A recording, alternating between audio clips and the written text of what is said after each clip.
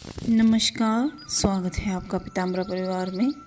हमारी पीताम्बरा परिवार की एक सदस्य हैं, वो दुर्गा सप्तशती पाठ अनुभव हमारे साथ शेयर कर रही हैं। उनके बहुत ही प्यारे और अलौकिक अनुभव रहे हैं कि कलयुग में ऐसा भी होता है कि जब भक्त और भगवान में एक अनोखा रिश्ता बन जाता है और जो हमारे इष्ट हैं वो अपने होने का एहसास किस तरह से दिलाते हैं, यही उसका अनुभव है। या जब भी आप कोई पाठ करते हैं, आपके इष्ट तक पहुंच रहा है या नहीं, और आपके इष्ट आपसे कितने प्रसन्न हैं और आपसे किस प्रकार ठिठोलियाँ करते हैं, ये ऐसा ही कुछ अनुभव है।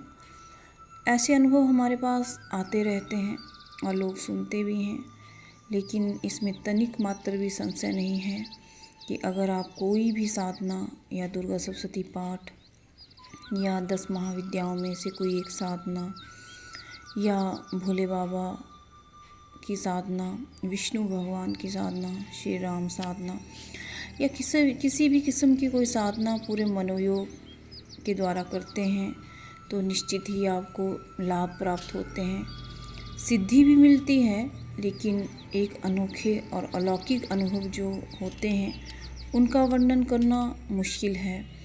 लेकिन फिर भी कुछ हमारे शिष्य हैं जिनके साथ बहुत ही प्यारे और अनोखे अनुभव हो रहे हैं। उन्हीं की श्रृंखला में यह एक और वीडियो है। अगर आपको यह वीडियो अच्छा लगे तो लाइक कीजिए, शेयर कीजिए और सब्सक्राइब कीजिए। अगर आप लोग भी पीताम्बरा परिवार द्वारा दीक्षित होना चाहते हैं तो अनुदान के नियम का वीडियो देख लीजिए। प्लेलिस्ट में आपको आसानी से मिल जाएगा और उसी अनुसार 7 लोगों से अनुदान लेकर के फिर हमें कॉल कीजिए। और कॉलिंग्स में 11 बजे से 4 बजे तक कर दिया गया है, आप इन बिटवीन ही कॉल करें। और जो लोग आउट ऑफ इंडिया हैं वो भी रात्रि 10 या 11 बजे के बीच में ही कॉल करें। धन्यवाद। आइए सुनते हैं उनके अनोखे अनुभव। दीदी नमस्ते। इस बार नवरात्रि में मैंने जो साधना की थी उसका कुछ मैं अनुभव आपको बताना चाह रही हूँ। मैं सप्तमी के दिन मैं अपना पाठ पूरा करके मैं जाप करने बैठी थी और मैं जाप कर ही रही थी, तो बीच में मुझे ऐसा लगा कि मेरे माथे पे न जाने कितनी सारी तितलियाँ बैठ गई और वो चल रही हैं। जब मैं आँख खोल रही थी तो ये बंद हो जा रहा था, पर जब मैं आँख बंद हुआ था मेरा, तो ऐसा लग रहा था न जाने अनगिनत तितलियाँ मेरे माथे पे बैठी हैं। थोड़ी देर बाद मेरे कमर पे इतनी तेज़ वाइब्रेशन हुआ कि मैं डर गई कि ये क्या हो रहा है, क्योंकि वो इतना तेज़ था कि पूरा बॉडी वाइब्रेट हो रहा था और कमर पे तो सबसे ज़्यादा ऐसा कभी हुआ ही नहीं पहले। फिर भी मैं उस समय मैंने जाप पूरा कंप्लीट करके फिर मैं उठी। रात को जब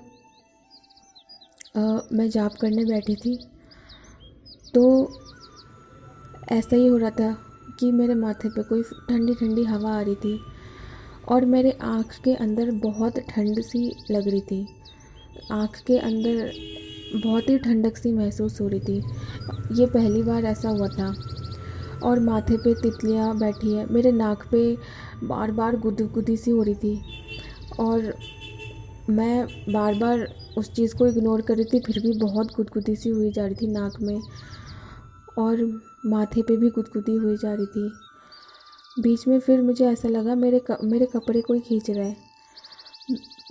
मैंने जो कपड़े पहने थे वो बहुत ही ढीले ढाले से थे, तो वो बार बार मेरे बॉडी में टच हो रहे थे। तो मुझे लग रहा था कि मैं सांस ले रही हूँ, तो इस वजह से क्या पता वहम हो रहा है मुझे। तो मैंने थोड़ी देर तक अपना सांस रोक के रखा, तो फिर भी ऐसा ही हो रहा था कि मेरा कपड़ा कभी टच हो रहा है मेरे बॉडी में, तो कभी फिर लूज़ हो जा रहा।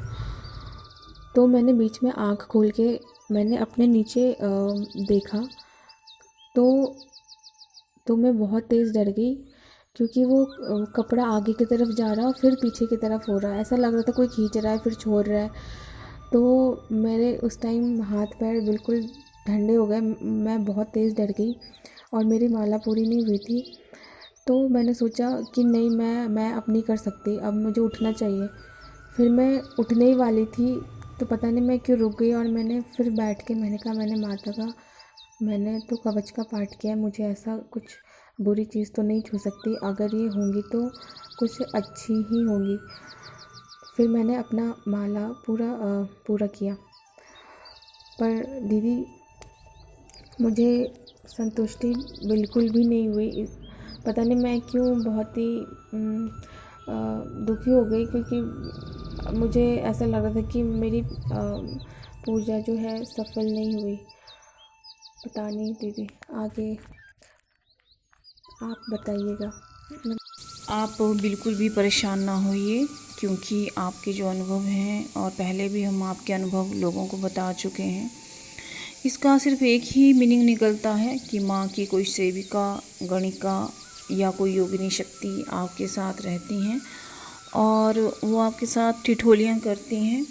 ये आपके साथ मित्रवत व्यवहार करती हैं, जैसे हमारे मित्र हमारे साथ छेड़खानी करते हैं, प्यार भरा एहसास दिलाते हैं, ये वैसे ही है। आपको कभी भी इस चीज़ का बुरा आभास नहीं होगा और आपको डरने की भी कोई ज़रूरत नहीं है। और दूसरे, आपने कहा है कि आपको संतुष्टि नहीं हुई। ये बात सही है कि कभी भी किसी साधक को संतुष्ट नहीं होना चाहिए। उसे अच्छा और बहुत अच्छा प्रयास करना चाहिए, ताकि वो ज़िंदगी में अध्यात्म के क्षेत्र में आगे बढ़ जाए। क्योंकि जो एक बार संतुष्ट हो गया तो समझो वो ख़त्म हो गया। क्योंकि अध्यात्म का जो क्षेत्र है वो इतना वाइड है, इतना बड़ा है कि इस छोटी सी एज में या छोटी सी उम्र में, एक जन्म में या कुछ जन्मों में जिसे समझना नामुमकिन है। इसलिए किसी भी साधक को कभी संतुष्टि नहीं होनी चाहिए। उसे साधना क्षेत्र में हमेशा आगे बढ़ना चाहिए, तत्पर रहना चाहिए, क्योंकि ये ब्रह्मांड के जो सत्य हैं इन सब को हमें समझना है, हमें जानना है। हम क्या हैं, कहाँ से आए हैं, हम कौन हैं, हमारी कितनी सामर्थ्य है, ये सभी जानने में कई जन्मों बीत जाते हैं।